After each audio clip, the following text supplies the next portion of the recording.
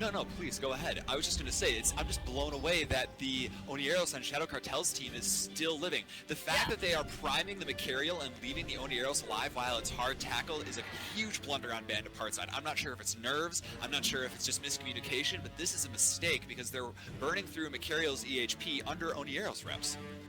Exactly, and it's weird because this Macarial actually doesn't look like he's receiving reps, but the Onieros is sometimes losing damage, sometimes getting reps, and now it is in structure actually. So it looks like they finally just committed to those Onieros. Maybe it was like a bait thing, or they finally neuted it out. But they're actually trading this Astarte. Finally down, yeah. I think the T3D wing, the Confessors in this Sniffle, were all over and on top of it. They were just having a difficult time applying their damage. It's just odd that the Astartes weren't there to join them. Once down already, they're going to need to be careful of Band Apart because they had a fairly low DPS team to begin with. And now that it's, you know, -1 Astarte and they're just left with the Geddon, really, they need to be very careful on getting that Macarial down quickly because if they can't, they're going to be in a whole lot of trouble. Yeah, exactly. And it's kind of weird because you mentioned how they weren't really able to apply, and I think maybe that's what these crucifiers meant. Maybe they were tracking disrupting or disrupting, just somehow stopping and preventing max DPS to be applied. I think that Shadow Cartel would have had a great, much better time of things if Gremic didn't, if Aura Spectrum did literally just not MJD completely away in another direction.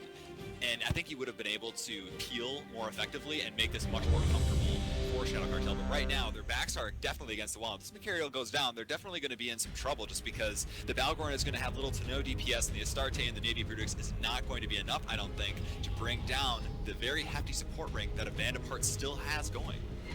Yeah, and the thing now to know is that Shadow Cartel has 3 points and Band Apart has 23. So losing this Macarial will put a Band Apart above. So they might be able to win the support war. I don't know, because I don't think these crucifiers can kill any of their support ships if it was flipped. The swivel down is painful from Joffe. He got grappled by either the Balgorn or the Macarial, but I would assume the Macarial. Macarial finally going down here. This is going to be a close match. You're right, though, on points. That's for sure. And now the question is what is Band Apart going to do? Their target calling has been off, and it would be a huge mistake right here to go after the Astarte or the Balgorn. I think the Navy Brutix would be the best call. What do you think, Rain? The Astarte or the Navy Brutix? Well, it looks like they're already starting on the Navy Brutix. I think the Astarte would spend such a link, but maybe would have maybe a little bit more tank because of having those links. But yeah. I mean, winning the link war sometimes can make a huge difference. Yeah, except a Band Apart brought no links, so that's to be said as far as winning the link war. The only reason I suggested Navy Brutix is because it's most likely going to have less EHP and probably going to have more DPS, so if you can get that down quickly, that's the way to go. I have to say though, Shadow Cartel, even though that huge blunder in the beginning where they made a mistake, you know, they were kind of backs against the wall, they're pulling back very nicely. Their target calling has been nice. They're killing T3Ds, which is exactly what they need to do, and ignoring the Ashimu and ignoring the Kuors, which is perfect. If they can get those T3Ds off, that's a significant amount of DPS that's going to be easily removed because of their low EHP, and then they're focusing on the Astartes later. I think that's a very smart call on their part. Yeah, and if you look now, the points are actually super simple. Band Apart is only 1 away, so if it killed one of these crucifiers, I mean, I don't know how easily it would be able for these Festers to catch up and kill one, but even just killing one crucifier and then holding out the rest of the fight, because of the low DPS that's now left on the field, they might be able to actually win. What's very strange to me is the lack of webs and just general tackle I'm seeing that Shadow Cartel is applying to a Band Apart. I mean, the Balgorn is doing great with the Newts on Astarte, Gnosis on the Geddon, and slowly winning the war. Because while the Armageddon has a longer Newt range, the Balgorn has a much more powerful bonus. So with its Gnosis, the Balgorn can sit underneath an Armageddon, and because of its Blood Raider bonus as well, it can constantly suck cap from the Armageddon, cap itself up to run its Gnosis, and the Armageddon has nothing to answer it with. So if the Armageddon gets capped out, and the Astarte, needing cap to run its blasters, is completely neutered out by the Balgorn, then Shadow Cartel will be able to turn this around just because the DPS that's going to be left is just coming from a Confessor and an Ashimu, and that will take ages to get through a Navy Brutix, Astarte, and Balgorn EHP. Well, this Navy Brutix is actually in structure, and I mean, it's going down little by little, but it is not good for Shadow. If they lose this Navy Brutix, yes, now they're losing the point more. There's only 2 minutes left on the field, so they might be able to have the Astarte win in the long term, but they need to do it quickly. Yeah, if this Navy Brutix goes down before the Astarte, I mean, it's really just a race right now. Astarte is in half armor, and I assume under the new pressure that it's going to be under, it is going to be unable or very hard pressed to run any of its any of its armor hardeners or reactive if it has it. And right now it's going to be just a star day versus star day. And I like the Abandoned Parts support wing much better than I do Shadow Cartel's wing. I think that just sprinkling in bombers with no defense is a dangerous play because T3Ds are 6 points and they will absolutely shred bombers, and that's what we saw early in the match. Yeah, another way to spend those points too, instead of just bringing bombers, is to bring almost any T1 frigate, maybe a T2 frigate, just for that like what is it, E-War support. So even if like you have a shit like a Griffin or something like a Vigil with target ping.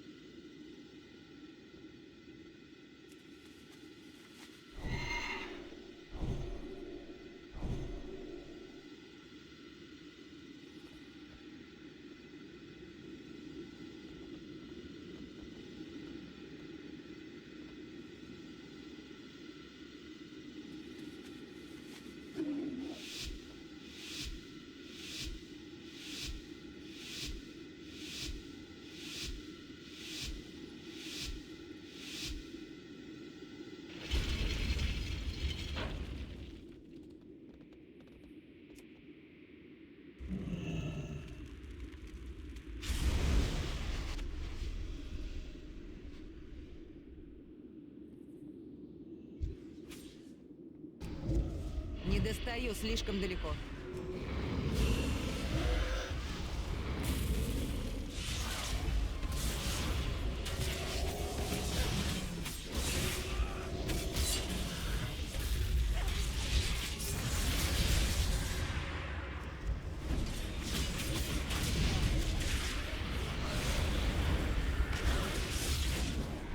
Узрите силу легиона.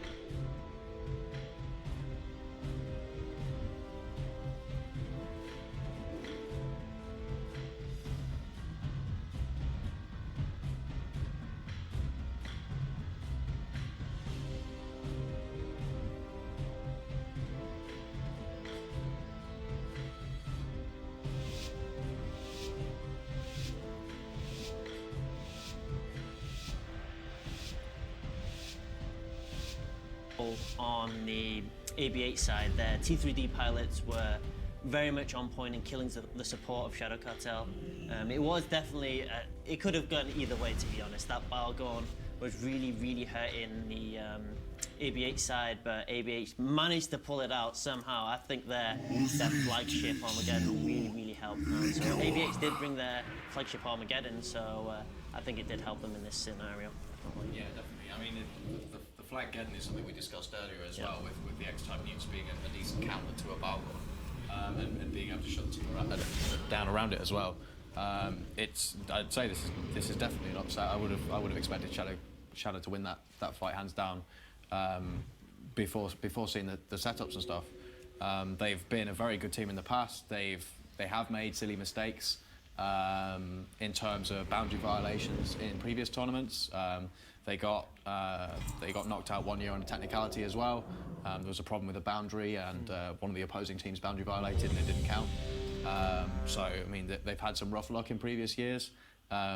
This time again, we we saw the Balgorn, I think, MJD out Yeah. of the fight at the start of the match. I Balgorn. can only imagine that was a misclick, really. I think it was, Yeah, so Shadow Cartel there dropping into the losers bracket. No one gets eliminated as ASA again, just into the losers bracket, which is a grueling slog, but there is still a chance to make it pretty deep in the tournament, as some teams have done in years past. Now, looking at our next matchup, we're going to be going into Velour Accords versus Solar Fleet. So the Glente Militia versus the Russians from the east.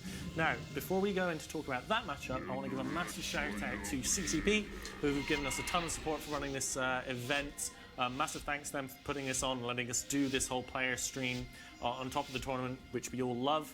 Massive shout out also to the guys at EveBet. The site is working again. You guys should totally spend all your money. I've currently made 2 bill today. Very pleased with myself, not to lie. Haven't misscored a single match in terms of my betting, at least I probably have on the stream.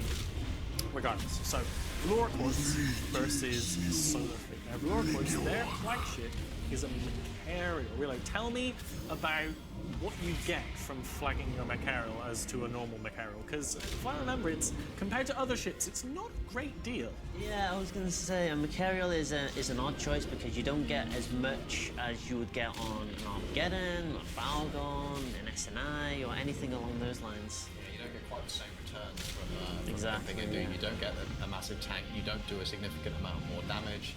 You don't gain a lot of utility because Yeah. a Macario is a ship that does damage from range ultimately using its fall off. Yeah, pretty much. You can put officer guns on it, I suppose, which gives it that, that mitigated, like gets some of that DPS. But I guess you can pimp the tank on it.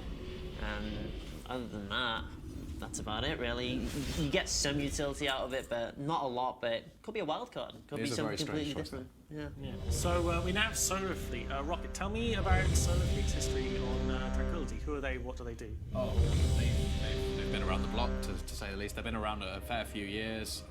Big Russian entity. It's not someone that you really want to pick a fight with, because you might find that you're fighting a lot of their fellow Russian friends as well. They've gone from strength to strength over the years. Tournament-wise, maybe not so much of a big name, but certainly on TQ a force to be reckoned with. So Solar Fleet have chosen the Balgorn as their flagship. So Balgorn versus Mac. Obviously the newts can't turn off the Macarial's guns because it's projectile based. projectiles. However, one of the big advantages of the Macarial is its speed. Yes. So if you turn off the NWD, then going anywhere. you might be in a lot of trouble because Macs don't tank particularly amazing compared to other battleships. So we'll have to see, of course, whether or not either team fields their flagships as we go see. into this match. Yeah. I was just going to say, it'll be pretty interesting if both teams field that flagship. I think the Balgon, in terms of being pimped, is a lot more powerful than a Macarial. But again, maybe they could just bring just a normal setup like TFIs or something. I don't know. We'll see. They're both wildcard teams. Anything can come out of them. That's the excitement about them. They can bring anything. So yeah, I think they're a good wildcard teams. Let's see what happens. Yeah, so we're just over halfway through today. I want to ask both of you, what are your favourite matches been so far? The matches that really stand out to you so far? If you remember any of them in the blur that has been today. Rocket, are there any matches that have particularly stood out to you, or any team comps that you've really enjoyed seeing? In fairness, I particularly enjoyed watching Shadow Cartel. I mean, I expected more from them, and I then watched them try and claw back a match that they stood a very reasonable chance of winning, and then their Balgon pilot MJDs at the start, and then he then has to burn back in at 700 or 800 MS in a battleship. You don't really see that very often in the tournament. They're not the most mobile ships. They need to sit and apply damage from where they are or in their very near facility. So watching them claw that back, pretty impressive to watch. So we've just got word that the next match is ready. So let's go through predictions. Reload, Velour or Solar? I'm going to go with Galante Federation on this one. I'm going to go with my Galante Bros. Yeah, Rocket? I'm going to go with Solar. I think I'll go with Velour because I remember fighting them a lot when I was in Waffles. Best of luck to both teams. Let's go to the match with Chesser and Rain right now.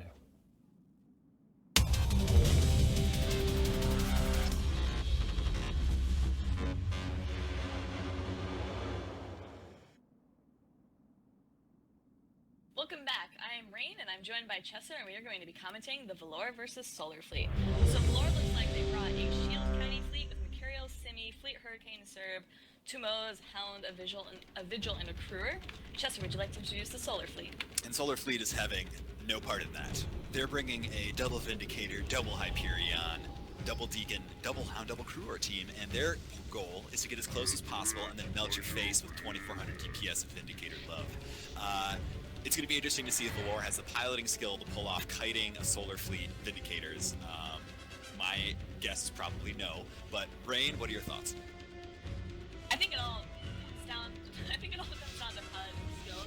So if you look, definitely Solar Fleet worked in at 0, and of course, Valor worked at range, obviously, with their support ships being a little further out than their others. I think you did mention earlier, though, those MOAs, I wouldn't really expect to be kiting, but you said that they were blaster fit.